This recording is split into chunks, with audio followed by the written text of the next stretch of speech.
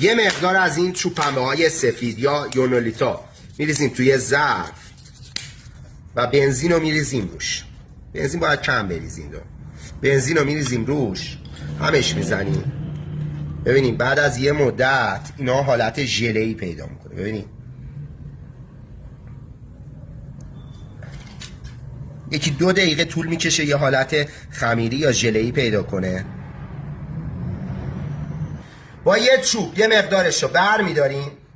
ببین به این صورت.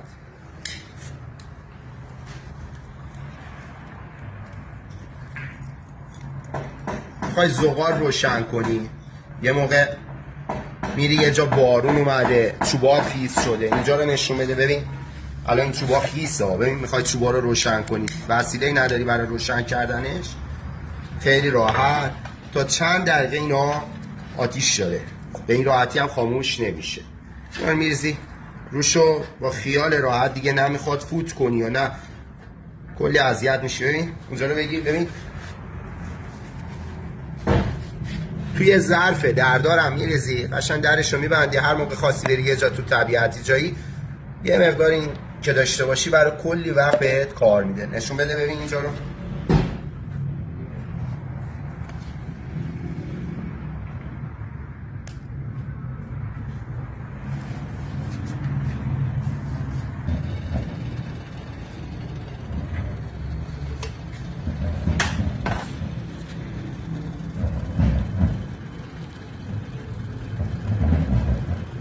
یه چای آتیشی خوشگلم بخوریم. زغالش هم ببین